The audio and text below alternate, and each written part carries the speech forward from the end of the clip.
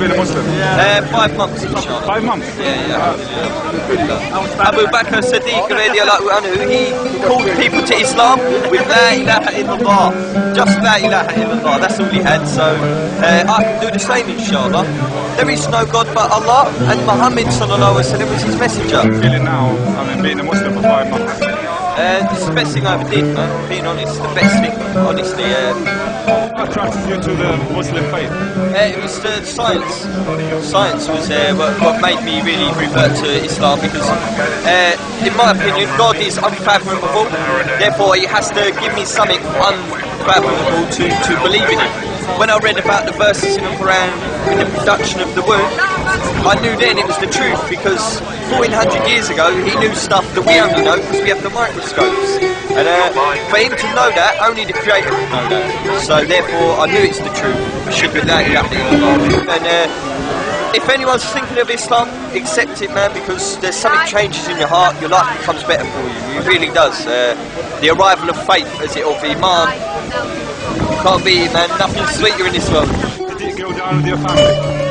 It went okay. They said that I'd been brainwashed. I said yes. My brain is clean now. It's been washed. So yes, I was brainwashed. Alhamdulillah, the best cleaning. Yeah, that's what it was. And your brother here, alhamdulillah, he accepts Islam as well. Okay, your brother. Yeah, alhamdulillah. What's your name? Isa. Isa. Jesus. Yeah, so alhamdulillah He converted, along with you, like 5 months ago. Yeah, he came a little while ago, about 2 months now, alhamdulillah. He accepts Islam. Trying to teach him the deen, and that is, he's young, he's enthusiastic. So, Allah guide who He will. So was he pushed or did he jump? No. In fact, when I arrived, he took the mick out of me for being a Muslim. And I said to him, because there's 2 angels writing your deeds down. He said, what? And I told him about the jinn. He said, I want to be a Muslim. Yes. Alhamdulillah. How do you feel about being a Muslim? I feel really good. What first attracted you to the Muslim faith? I don't know. Andrew, really. Andrew, yes. How do you feel like being a Muslim for 2 months? Not too bad, actually. I feel quite good. Feeling good? I like your dress. Nice Moroccan dress. He's asked many questions, man. He's got a lot of questions. Alhamdulillah. So I'll try and answer the best I can, but inshallah Allah give you knowledge, Rabbi Zidni Umma. That's what he needs as well. So make dua, anyone. Don't make dua. Make dua.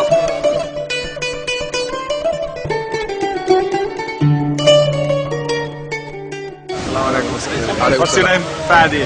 Fadi. Yes. How long have you been a Muslim? 3 years. 3 years. Yes. How did you find it? Through Malcolm X and the internet. The internet, yeah? Yeah. So what first attracted you to the Muslim faith? Well, basically it was Malcolm X. I already saw the biography and he was such a fascinating person. So I just wanted to know what Islam was about. Are you American? No, I'm Finnish. It sounds like you're Finnish. Yeah, Finland. Okay. So I wasn't like searching for a religion or anything, but once I just started searching for, not searching, but just gaining knowledge about Islam, and my mind just started to rise, and I studied Islam for about 6 months, and then I was certain enough that Islam was the truth, so I converted. Well, basically, the thing that got me to believe was the scientific miracles of the Quran. I can't really name that many of them, but so many, yes. there are many. And basically the most appealing thing about Islam is probably like the sense of brotherhood. Brotherhood, yeah, community, sense of community. It doesn't matter what color you are, what age you are. If you're Muslim, you're a brother. Yeah. Do you live in Finland? Yeah, I live in Finland. Yeah. How Finnish? Yeah. How you're not finished yet? No, not yet. But how do you find the Muslim faith living in Finland as a Finnish man? It's pretty hard. A lot of fitting around, a lot more than here in the UK, I must say. Okay. Thanks very much for your help. Thank you.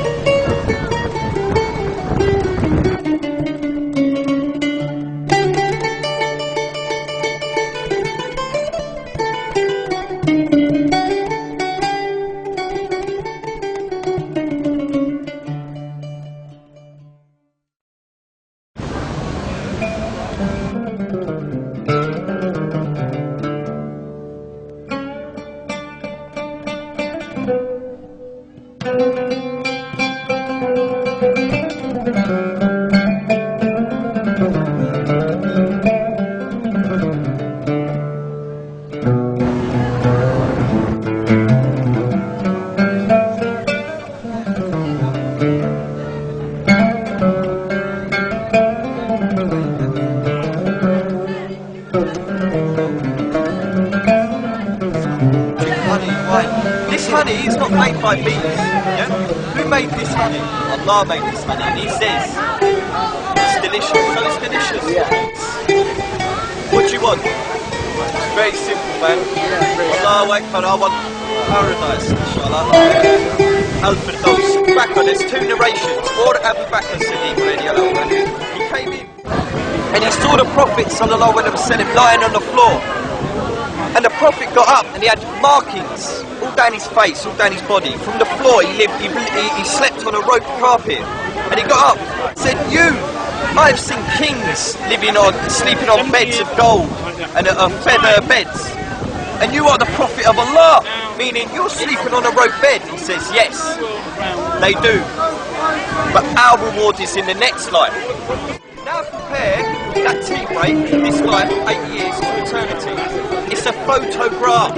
We're not going to even remember this after a while. A-L-A-K-I, and you will get it. You will get it, and it's very long, but it's worth it, man. Sit there, listen, just get some dates, some milk, sit there, chill, listen to it. Alhamdulillah, it's pretty good.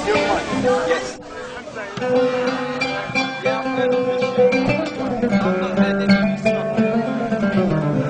My friend actor, he said, very good. Sorry, you can't really Right. Well, I just did, unfortunately. I said, let me finish, please, then you can argue with me, yeah? But I said, in my opinion, God is uncomprehendable. The concept of an all-creating being that is not boxed in, there's no size, is eternal from the beginning to the end. There was no beginning, there was no end. He is the beginning, he is the end. It has to be, that's uncomprehendable, in my opinion, right? So in order for me to believe in him, he has to give me something uncomprehendable. Because that conforms with my opinion of God, uncomprehendable. When I read in the Quran about the production in the womb, I could not comprehend it. Do you know why? Because in order for us to know of sperm and to know of the womb and to know of the egg inside the womb and what happens once they join together, we have to get a microscope or some sort of scanner to have a look, don't we? The only reason we know today is because we've looked in the microscope, we've looked with the scanners, correct? In the Quran, 1400 years ago, 1000 years before the microscope was invented, it is written in the Quran how to happen. But sorry. However, Muhammad sallallahu alaihi wasallam was the only person in history to go against that idea.